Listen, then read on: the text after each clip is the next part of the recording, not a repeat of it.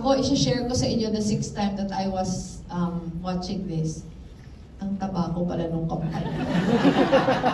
So parang ang hirap pag-emote, ang gulo ng buhok ko, ang taba ko, ang itim ko. Pero that aside, yung gusto sana nating take away ng mga kasama natin dito. Number one, to make them realize that they were so much a part of the movement. And the kind of movement that we started was something else. Hindi siya kampanya lang.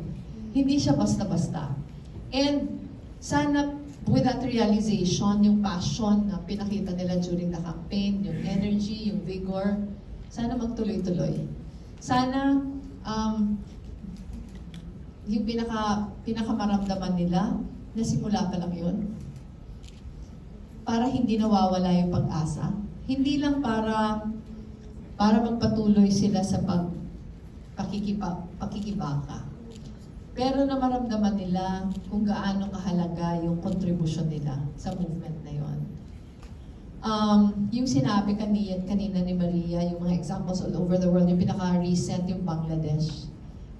Ako, hindi ko alam kung binabasa pa ng mga kasama natin yung balita, pero sana oo. Kasi pag yung mga little bits of good news, lesson yun para sa atin eh. Di ba? Parang in a way, parang best practices.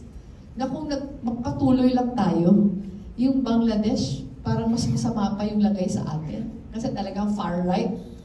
Pero nagdesisyon yung mga kabataan na talagang lumaban, hindi umalis sa kalye, nag-resign yung presidente. Di ba? Ngayon, Nobel Peace Prize na naka-exile. Kababalik lang sa Bangladesh kahapon,